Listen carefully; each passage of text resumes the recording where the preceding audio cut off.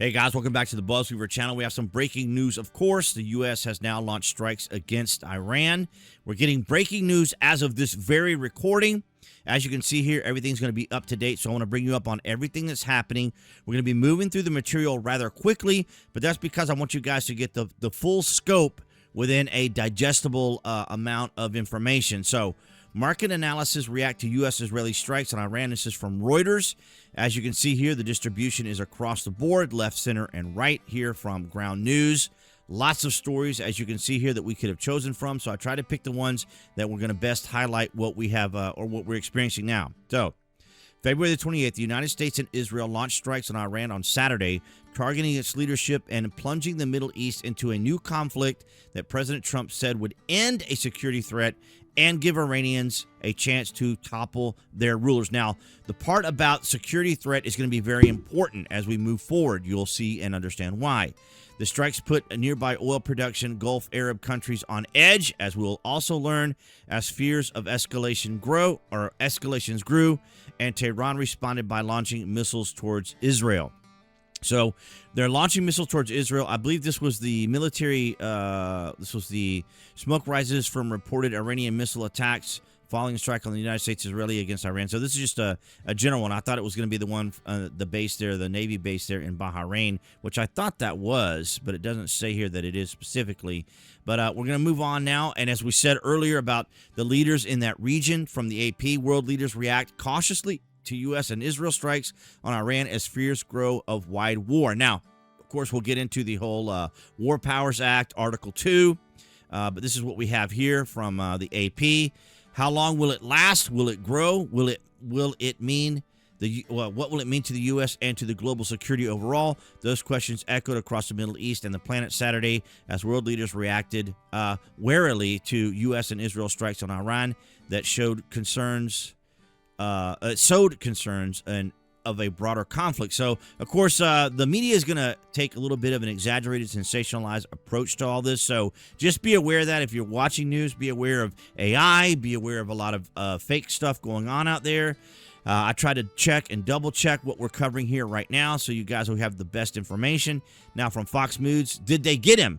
Khamenei's fate remains unknown after Israel strike levels his compound. Now, as of this recording, as I'm talking to you, I have seen information regarding Khamenei, but we'll go ahead and we'll listen to a little bit of this right here from Fox. Sure. Well, thanks for having me on here. Let me frame this a little bit. First of all, why are we doing this operation? And the president has been pretty clear about what's happening here. First of all, the administration, as well as Prime Minister Netanyahu, came to the conclusion that despite the success of the 12-day war and Midnight Hammer taking down a nuclear enterprise, the Iranians weren't about to change who they are and what they intended to do in terms of their objectives. The evidence was clear. They were rapidly recovering their missile program. This is short-range and medium-range missiles. They had a few thousand. They were increasing that by additional thousands. And that became a very dangerous element in of itself.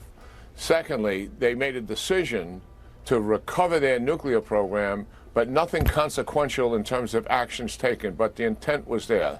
Third, they began to fuel and support their proxies with money and also with weapons and munitions. In other words, Iran, despite the 12-day war and what was done to them, they weren't changing one bit. Their aspirations, their goals, their objectives were going to remain the same despite all the negotiations, the posturing, all the rest of it. So there you have it. So that kind of gives you the breakdown of it. And now that mic popping was on their side, not over here, although I have a new pop filter for my microphone. So Gulf states condemn Iranian retaliation strikes on their territories following U.S.-Israel operations. So they're just trying to keep some distance here. And it's fascinating, is it not, to see this, considering the level of concern that people had for Iran, the citizens for Iran. But the Gulf nations are concerned because, of course, the ability of Iran to strike these areas, as we've seen there with Bahrain there, with the U.S. Navy base, U.S. Navy area. I'm just going to call it that for now. You guys know what I'm talking about. You should know about what happened there in Bahrain. So Gulf states condemn Iranian retaliatory strikes, as we see here. So let's take a quick listen from Fox as well. All right, let's get right to our chief national security correspondent, Jennifer Griffin. She's live in Washington with the very latest. Good morning, Jennifer. Good morning, Lawrence. The Iranian missiles are already starting to land. We understand that about 40 missiles have landed in Israel, and the U.S. military in Iraq intercepted at least one missile targeting U.S. facilities in Erbil. Qatar helped intercept missiles heading toward the U.S. base at Al Udeid. One Iranian missile struck near the headquarters of the U.S. Navy's Fifth Fleet. There are some indications there may have been several more missiles that struck, but there were no casualties. And that's the one I was just talking about. Sorry to interrupt that, but that's the one I was just talking about. In fact, they appear to have struck an empty warehouse there. In response to the joint U.S.-Israeli strikes, these Iranian missiles also targeted Saudi Arabia and Jordan, where the U.S. has based squadrons of its advanced fighter jets. That has brought condemnation from Jordan and UAE and others of the Iranian attacks. The only U.S. bases not targeted were in Oman, likely due to the fact that the Omani Foreign Minister Badr al-Busaidi was trying to mediate and hammer out a nuclear deal, even flying to Washington to meet with Vice President J.D. Vance to ask the administration to give the talks more time. In fact, he just tweeted, quote, "I am dismayed. Active and serious negotiations have yet again been undermined. Neither the interests of the United States nor the cause of global peace are well served by this." Okay, and this is important to think about, guys. As you know, here on the BuzWeaver channel, we take the difficult, we take the complicated, we take the confusion, we take the discord, because this is what the world kind of expects. This is why they have a certain anger and irritation towards Donald Trump. And that is because most world leaders, they do more talking than doing. And Donald Trump is a doer. He's a person who wants to get results. He's a person who wants to get things done. He can see that these talks will just go on. This is kicking the can down the road. We see this with the EU. We see this with NATO. We see this with UK. We see this with many countries around the world. They don't want to get their hands dirty. They don't want to have to do the nasty work that has to be done because it makes them look like aggressors. And unfortunately, sometimes you have to be the parent that disciplines. And that's what we're seeing here in the United States with Donald Trump being the president, ending wokeness. And now he's obviously, we saw what happened in Venezuela, and now we're seeing what's happening in Iran. Donald Trump is taking care of business. And of course, we have, again, we're going to be covering here Article 2 in just a moment. But as you can see here, those regions in the Middle East were concerned because, of course, Iran can reach many of these nations. As you can see here on the tiny map here around Iran, you have Oman, you have Jordan, and then, of course, you have Saudi Arabia, all these areas down here. And so, yeah, they're going to be concerned. So naturally, that's going to be something that the media is going to want to highlight. And we're going to listen to just a little bit of this, the interesting news here concerning the military deployment and its technologies. The U.S. military used some new capabilities in these strikes. For the first time ever, the U.S. military used one-way attack drones in combat. I think we're the first to report that. But there were hundreds of targets in what is being described to me as a multi-day operation. The Iranian response has been ineffective, I'm told, but then I'm also getting reports that a large number, possibly 135 Shahid drones, those are Iranian drones, may have targeted the U.S. Navy base, the head of Fifth Fleet in Bahrain, and may have struck targets there. But again, we don't have the battle damage assessment yet. We're waiting for CENTCOM to see what has been struck, and we expect to get a briefing later today. Okay, so the Shahid drones, those are the ones you see used by the Russians against the Ukrainians. And what they do is they use these in swarms. So they try to overwhelm the enemy. So basically you could say that Iran is really trying to make this more costly as possible to the United States, right? Because it will cost, United States thousands upon thousands of dollars to shoot down these $10,000, $5,000 drones. Roughly around $10,000 to $20,000, which in the grander scheme of things is not very expensive when it comes to military. But they try to use these as swarms. So basically, the tactics Iran is trying to really use is just saber rattle a lot, launch what they can, do what damage they can do, either to Israel or other areas around where military bases are or against the U.S. But they try to use these swarms of these Shahid drones because it creates a distraction, and it may cost the United States a lot of money to shoot them down. But with the, I think it was the F-18s that used the ones that use the counter or use the electronics jamming and so forth can wipe out like swarms of them at a time. Now, don't hold me to the correct. I think that is the aircraft that specifically handle those, the Growlers, I believe it is that handles those specifically. And going back to what we were saying earlier, like, because we're going to talk about Thomas Massie and some of the Democrats and others complaining about what's happening here, why this matters from our good my assistant here, ChatGPT.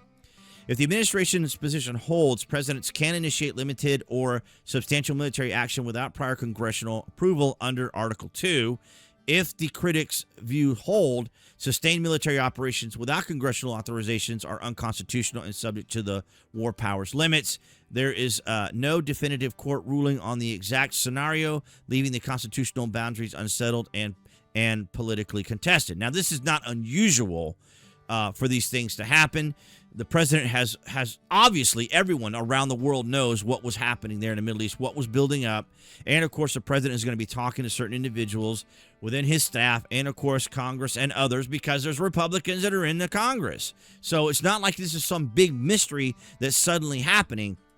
And as I said here, some of the breaking news as we were actually recording this, Israel state media, Khamenei's body has been found. It's over. The supreme leader of the Islamic Republic of Iran is dead. Now, of course, this is a source of N12.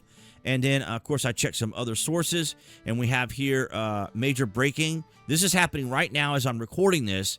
It's official. The Iranian Ayatollah Khamenei is dead. And let's take a listen. Yeah, Sandra, we just got this in literally 2 minutes ago, but Fox News can confirm that Iran's supreme leader, the Ayatollah Khamenei, is dead following Israeli strikes against his compound and location earlier today. A senior Israeli official confirming this news. Earlier tonight, Israel's Prime Minister Benjamin Netanyahu describing the strikes not only against the supreme leader, but against much of the Iranian leadership. So there you have it, guys. It's official right here on the BuzWeaver channel. You heard it here. They just released this 15 minutes ago, so quite extraordinary. Going to be interesting. Of course, this is part of the regime change as well there in Iran. But as we said earlier, this is just one of those things that had to happen, right? There are so many presidents and world leaders that just don't want to get their hands dirty. They don't want to get in there. They don't want to be They don't want to be seen as the disciplinary or as the the bad guy, as it were. But these things had to happen. Donald Trump is that guy that's going to make it happen. This is why the Democrats and the establishment uniparty fought so hard to keep him out of office. 9 years, I keep telling people here, as I've been discussing with someone here in my notifications here on X. You know, Donald Trump is a unique individual. He's not your standard politician who's going to play along, to get along, to go along with what the establishment wants to do, because they have their own priorities. We have a president that genuinely is concerned about the American people and what's going on in the world and for our safety. And these things just simply had to happen. I tried to find some good strike maps for you guys to see. And then, of course, as I mentioned here, here's Thomas Massie, the Rhino Republican, saying, I'm opposing the war. That's fine. It's his opinion. This is not America first. Now he's trying to condemn Donald Trump, saying that, this doesn't put America first, when in reality it does, because of safety and security. And, of course, he says when Congress reconvenes, I will work with Rep. Ro Khan. These are the individuals, Thomas Massie and Ro Khan, that are also putting the Trump's feet to the fire when it comes to the Epstein files. So, acts of war unauthorized by Congress. The United States is attacking Iran, according to the AP. And then, of course, if he's basing that statement on the AP, that way he doesn't have to say it himself, right? So he's saying acts of war unauthorized by Congress. So Thomas Massie is playing off of the AP story here instead of saying it himself. So this is just kind of the way they do it, right? Semantics, assumptive language, and all this sort of thing. So this is where we are right now. And, of course, as we just heard from Fox News here, from Trey, that this has happened. Apparently, the Ayatollah Khamenei is now dead. So now you guys know. Let me know down in the comments your thoughts, your opinions on what is happening. This, to me, in my opinion, was one of those things that just had to happen. And think about all the protests that were going on there and the people that were supporting Iran, even in Canada and across the world. Everyone was supporting it. They were asking Trump specifically in many of these videos to take action, and now he has. And, of course, there's going to be the opposition. I can understand the concern there in Saudi Arabia and in the Gulf of Oman and Yemen and these areas that are right down here along the Straits of Hormuz. And of course, any of these rockets easily can reach from Iran to these particular areas, as you can see here. And but nonetheless, guys, let me know your thoughts and comments down below. I want to thank all you guys for your continued support. That's BitChute, Rumble, and Odyssey. You guys have been amazing. And of course, everyone here on YouTube. And there goes my timer. But I want to thank all you guys across New Tech, BitChute, and Rumble, as I just said here, as I was distracted. Appearing there on the screen, guys, that's going to be the channel icon. You guys can click on that to subscribe, as well as select notification. That way you know when there's content here on the channel. And I'll see all you guys in the next video.